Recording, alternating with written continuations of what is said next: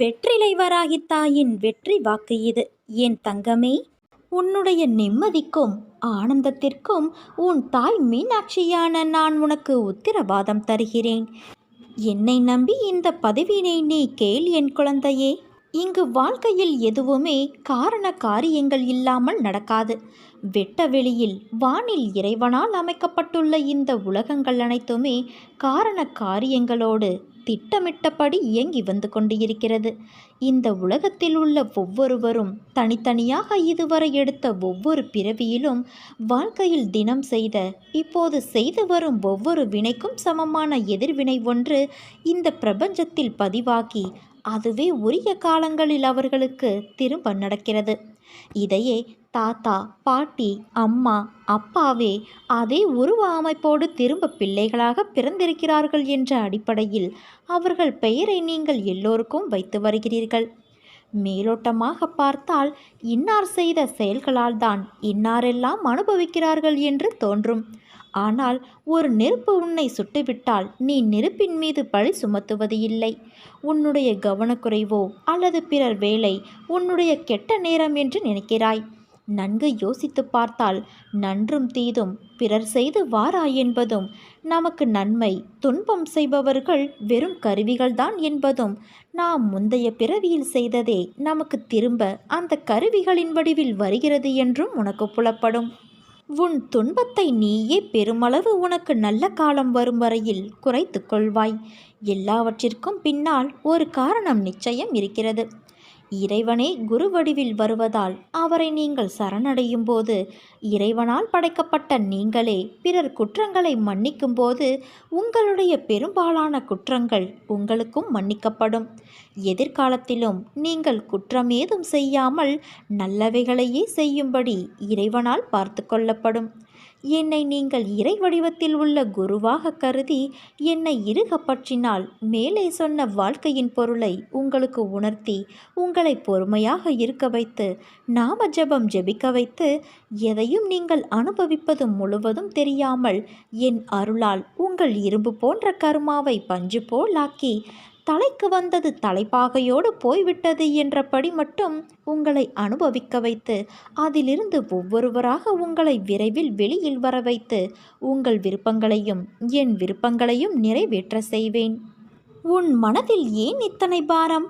இந்த பாரங்களை சுமந்து கொண்டு எத்தனை தூரம் உன்னால் செல்ல முடியும்? என் பிள்ளையே, இதை கொஞ்சம் இறக்கி வைத்தால்தான் என்ன? சுமையோடு உன்னால் வெகு தூரம் செல்ல முடியாது. உன் பாரத்தை என் மீது இறக்கி வைத்துவிட்டு மிதமான மனதோடு வாழ்வை நடத்து. உனக்கு வலிமையான வெற்றியை உன் அன்னையான நான் தருகிறேன். என்னை நம்பி என் பாதத்தில் உன் பாரங்களை இறக்கி வை. நீ ஏன் இந்த பாரங்களை சுமந்து கொண்டு இருக்கிறாய்? வாழ்வில் இன்னும் பல தூரங்களை கடக்க வேண்டியுள்ளது. இன்னும் ஓரிரு தினங்களில் உனக்கு ஒரு மகிழ்ச்சியான செய்தியை உன் அன்னையான நான் உனக்கு தரப்போகிறேன். நீ நம்பிக்கையோடு இரு என் குழந்தையே. வந்த சில தடைகளை எண்ணி மனம் வருந்தாதே. வரப்போகின்ற உயர்வு பெரியதாகும். உன் எண்ணம் எதுவோ அதே போல எல்லாம் வண்ணமயமாகும். இருளில் இருந்து வெளிவந்து ஒளி சூழ நீ வாழப்போகிறாய். எனக்கு மட்டும் ஏன் எதுவும் சரியாக அமையவில்லை? என் வாழ்க்கை எப்பொழுது சிறப்பாக அமையும் என்ற எண்ணத்தை முதலில் விடு. உனக்கு கிடைத்த வாழ்க்கையை எண்ணி மகிழ்ச்சி கொள். ஏனென்றால் உனக்கு சாதாரணமாக தோன்றும் வாழ்க்கையானது பலருக்கு கனவாக இருக்கிறது. வாழ்க்கையில் நீ உயர்ந்த நிலையை அடைய வேண்டும் என்றால் கோபத்தை குறைத்து கொள்ள வேண்டும். உதாரணத்திற்கு, ஒரு வீட்டின் அடுப்பறைக்குள் பாம்பு தெரியாமல் சென்றுவிட்டது. உள்ளே உள்ள பாத்திரங்களின் மேல் மெல்ல ஊர்ந்து போகும்போது ஏதோ ஒரு கூர்மையான பொருளால் அதனுடைய உடலில் சிறு காயம் ஏற்பட்டுவிட்டது.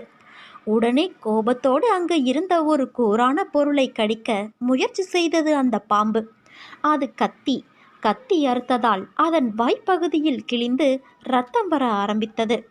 பாம்புக்கு கோபம் தலைக்கு ஏறி அந்த கத்தியை சுற்றி வளைத்து கொல்லும் நோக்கத்தோடு சுற்றி இருக்க ஆரம்பித்தது. தன்னுடைய பலம் முழுவதையும் சேர்த்து காண்பிக்க ஆரம்பித்தது. கடைசியில் என்ன ஆனது? முழு உடலும் கத்தியால் வெட்டப்பட்டு காயமாகி இரத்தம் கொட்ட ஆரம்பித்தது. என்ன நடக்கிறது என்று புரிந்து கொள்வதற்கு முன்பே அந்த பாம்பு தனது செயலாலேயே உடல் துண்டாக்கப்பட்டு இறந்து போனது. இதே போலத்தான் நமது வாழ்க்கையிலும் மற்றவர்களிடம் தேவையில்லாத வார்த்தைகளை உபயோகப்படுத்தி விடுகிறோம். அதன் வீரியம் நம்மையே தாக்கும்போது நாம் செய்த தவறு என்ன என்பதை உணர்ந்து அதிலிருந்து விலகி போகாமல் மேலும் மேலும் கடினமான வார்த்தைகளை பிரயோகிக்க ஆரம்பித்து அதன் எதிர்விளைவால் நமது மன நிம்மதியை இழந்து தேவையற்ற கோபம், பதட்டம், மன அழுத்தம் இவற்றால் நமது உள்ளம் உடல் நலத்தையும் கெடுத்துக்கொண்டு நம்மையே இழந்து விடுகிறோம். தேவையற்ற கோபத்தை விடு, நீ இன்பமாய் வாழ முடியும்.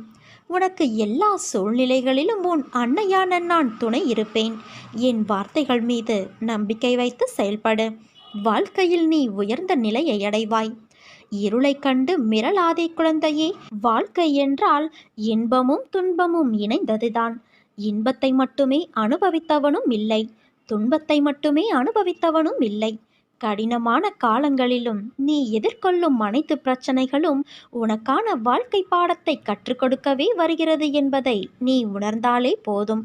உன் மனம் சீராகும். மனிதனாக பிறந்தாலே கர்மாவின் பலனை அனுபவிக்க வேண்டும். இந்த கர்மாவை மனதார ஏற்க வேண்டும். நீ செய்த கர்மா உன் மூலமாகவே நிவர்த்தி செய்யப்பட வேண்டும். நான் என்னும் அகங்காரம், ஆணவம் உன்னை கர்மாவிலிருந்து விடுதலை தராது. நீ செய்கின்ற ஒவ்வொரு செயலையும் உன்னிப்பாக கவனிக்க வேண்டும் குழந்தையே. அதில் யார் மனமும் பாதிக்கப்படாமல் நல்லோர் இதயங்களில் பதியப்பட வேண்டும். இல்லறவாசிகள் தங்கள் குடும்ப பாரத்தை ஏற்று நல்லறம் போதித்து உங்கள் கடமைகளை திறம்பட முடிக்க மனதை நற்சிந்தனையால் நிரப்ப வேண்டும். உனக்கு முன்னால் இருப்பவன் நல்லவனா கெட்டவனா என்று ஆராய்வதை விட நீ நல்லவனா கெட்டவனா என்று ஆராய்ந்து வா. அனைத்தும் அறிந்தவர் இவ்வுலகில் இல்லை. படிப்பு உன் தரத்தை உயர்த்தும்.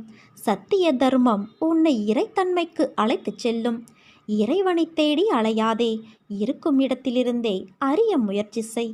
வாழும் வரை நீ எடுக்கும் முடிவே நிரந்தரம். அதில் சத்தியம் ஒளிர வேண்டும். இதுவே இறை நாட்டம். கோடி செல்வம் வந்தாலும் அது உன்னை விட்டு விலகினாலும் நீ மனம் கலங்காதே. தாய், தந்தை, மகன், மகள், அண்ணன், தம்பி, மனைவி, கணவன், உற்றார் உறவினர்கள், நண்பர்கள் எல்லாம் நீ வாழும் வரை மட்டும்தான். இங்கு எதுவுமே நிரந்தரம் கிடையாது. இயற்கை உனக்கு கொடுத்ததை ஒரு நாள் பறித்து கொள்ளும். இயற்கை தாய்க்கு மரியாதை செலுத்து. உன் கடமை உணர்வை என்றும் மனப்பூர்வமாக உண்மையோடு அறிந்து செயல்படுத்தி வா. எது உன்னை நோக்கி வந்ததோ மனதார ஏற்று அதை வைத்து வாழ்ந்துவிடு. மனதில் கற்பனையை வளர்த்து ஏகபோக வாழ்க்கைக்கு முற்படாதே. எதுவானாலும் அது உன் கர்மாபடியே நடக்கும். இதை நீ நம்பு என் குழந்தையே. நீ நல்லவன் என்பதை உன் மனம் ஊர்ஜிதம் செய்யும் வரை போராடு. சத்தியம் கொண்டு வென்றுவிடு. உனக்கு துணையாக உன் அன்னையான நான் இருக்கிறேன் என் குழந்தையே. நீ நம்பிக்கையோடு இரு. நிச்சயம் உயர்ந்த நிலைக்கு நீ போகத்தான் போகிறாய். உன் கடமைகளை நீ செய். உன் கரங்களால் வேலை செய். வாயினால் பேசு, கண்களால் பார். அவ்விதமாக உன் தேவைகளை பூர்த்தி செய்து கொள். மனதை மட்டும் என்னிடம் லயமாக்கு. உன் சிரமத்திற்கு அதிகமாக 100 மடங்கு நான் உனக்கு தருகிறேன் என் குழந்தையே. எனக்கு காட்டும் மரியாதையை பூமியில் உள்ள எல்லா அசையும் உயிரினங்கள், அசையா பொருட்கள் ஆகிய ஒவ்வொன்றிடமும் நீ காட்ட வேண்டும். இதுதான் என்னை மதிப்பதும் வணங்குவதுமான என் வழிபாட்டிற்கான வழியாகும். நான் உன் அன்பிற்கு வசப்பட்டு விட்டேன். இனி உன்னை விட்டு நான் எங்கும் போக மாட்டேன். இனி உன் எதிர்காலத்தை பற்றி உனக்கு கவலையே வேண்டாம் குழந்தையே. முக்காலமும் உனக்கு நான் துணையாக இருப்பேன். உன் கஷ்டங்கள் எல்லாம் உன்னை தாழ்த்துவதற்கு என்று நீ நினைத்து கொள்கிறாய். ஆனால் உண்மையிலேயே அது உன்னை தாழ்த்துவதற்கல்ல, அடுத்த கட்டத்திற்கு உன்னை மேம்படுத்துவதற்கு. உனக்கான விஷயம் தாமதமாக நடக்கிறது என்றால் அது உனக்கான நிறைவான விஷயமாய் மாறப்போகிறது என்று அர்த்தம். உன்னை நான் சோதிப்பேனே தவிர ஒருபோதும் கைவிட மாட்டேன். இன்று இதை நீ நன்றாக உணர்ந்து இருப்பாய். உன்னை சுற்றி உன் மனதை தூற்றி பேசுபவர்களை பற்றி நீ நினைக்காதே. அவர்களோடு வாதம் செய்யாதே. அமைதியாக கடந்து செல் அந்த தருணத்தை. வாக்குவாதம் செய்து உன் நிலையை புரிய வைப்பதை விட அமைதியாக சென்று உன் செயலால் அவர்களுக்கு அதை உணர்த்தப்பார். என்றைக்கும் சொல்லும் சொல்லில் கவனம் தேவை. அதை உன்னுடைய ஒவ்வொரு செயலிலும் யோசித்து செயல்படு. உனக்கான அழகிய வாழ்க்கை காத்து கொண்டு இருக்கிறது. அந்த வாழ்க்கை எல்லா ரணங்களுக்கும் மருந்தாய் அமையப் போகிறது. இன்னும் மாற்றங்கள் பல இருக்கிறது என் குழந்தையே. அந்த அழகிய நாட்களை எதிர்நோக்கி நீ காத்து கொண்டு இரு. உன் வாழ்க்கையில் நீ சிந்திய அத்தனை கண்ணீருக்கும் நான் கொடுக்கும் சீதனம் அது. உனக்கான எல்லாம் நிறைந்த எதிர்காலம் காத்து கொண்டு இருக்கிறது. நீ உயர்ந்து வளரப்போகிறாய்.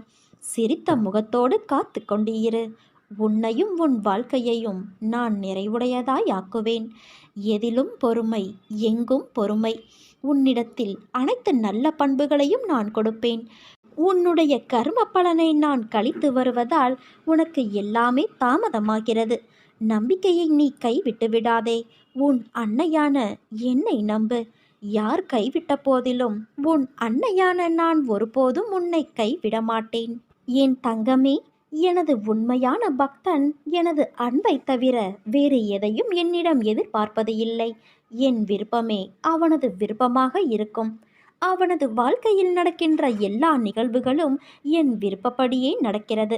அதை அவன் திடமாக நம்புவான். அப்படிப்பட்ட என் பக்தனை காக்க 7 கடல்களையும் நான் தாண்டி செல்வேன். கற்பனைக்கும் எட்டாத கவலைகள் எல்லாம் உனக்கு வேண்டாம். எதிர்கால பயம் என்பதே உனக்கு வேண்டாம். இன்றைய நாளை நிம்மதியோடு வாழ முயற்சி செய்.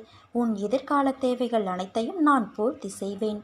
உனக்கு ஒரு விஷயம் தாமதமாகிறது என்றால் அதை என்னுடைய அற்புதம் கொண்டு நானே உனக்கு நிறைவேற்றி தரப்போகிறேன் என்று அர்த்தம். அது உன் வாழ்க்கையில் நிரந்தரமானதாக அமையப்போகிறது. பொறுமையோடு காத்திரு. அதற்கான காலம் வெகு தொலைவில் இல்லை என் குழந்தையே. நம்பிக்கையோடு நீ இரு. வாழ்க்கையில் ஒவ்வொரு தருணங்களும் உனக்கான என்ன என்பதை ஏற்கனவே நிர்ணயிக்கப்பட்டது. அதில் இன்பமும் துன்பமும் என 2 சாயல்கள் உள்ளது. இரண்டுக்கும் ஒரே முகம்தான். இன்பத்தில் சிரிப்பும் துன்பத்தில் கஷ்டமும் தெரிகிறது.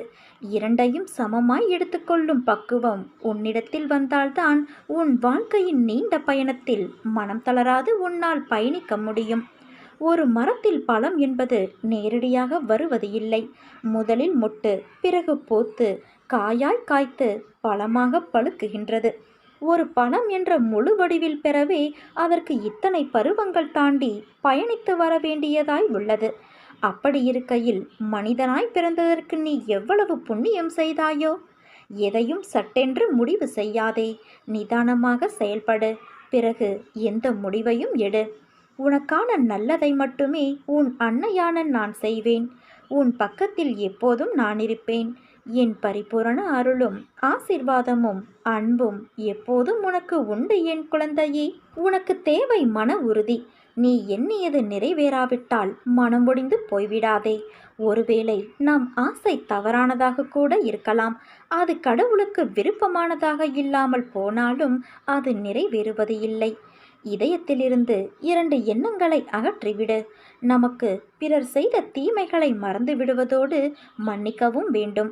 மற்றொன்று, நாம் பிறருக்கு செய்த நன்மைகளை மறந்து விட வேண்டும். ஆசைகளை வளர்த்து கொண்டே போவதால் நிம்மதியை இழந்து போகின்றோம். வாழ்க்கை பயணத்தில் ரயில் பயணம் போல சுமைகளை குறைத்து கொண்டால் நிறைவான சுகத்தை பெற்று மகிழலாம். குற்றம் குறை இல்லாத பொருள் இல்லை. துன்பக்கலப்பு இல்லாத இன்பம் இல்லை. அகம்பாவ சுவடற்ற செயல் இல்லை. அதனால் தூய உள்ளத்தோடு பற்றற்ற தன்மையை வளர்த்துக்கொள். அதுவே துன்பத்தை போக்கும் வழி. வாழ்வில் தடைகள் ஏற்படும் போதுதான் நமக்கு அதிகப்படியான தைரியம் தேவைப்படுகிறது. மன உறுதி உள்ளவர்கள் எந்த தடையையும் தாண்டி சாதனை புரிகிறார்கள். வாழ்க்கையில் எந்த ஒரு செயலையும் கடமைக்காக செய்தால் வெற்றி நம்மை விட்டு விலகி நிற்கும். அதனால் விடாமுயற்சி என்னும் வாகனம் ஏறி உழைப்பு என்னும் ஓட்டுநரின் துணையோடு தன்னம்பிக்கையோடு பொறுப்புகளை சுமந்து தன்னிறைவு காண்பதே நம் பயண இலக்கு. தோற்றுப்போ, துவண்டு போ, ஆனால் உள்ளே எரியும் நெருப்பை மட்டும் வெற்றியடையும் வரை அணைத்து விடாதே. மலையை பார்த்து மலைத்து விடாதே குழந்தையே. மலை மீது ஏறினால் அதுவும் உன் காலடியில் இருக்கும். பயம் என்னும் கடலில் மூழ்கி கிடக்காமல் அதில் எழும் நுரையாய் எழுந்து கரையை தொடு. உன் வெற்றி நிச்சயம்.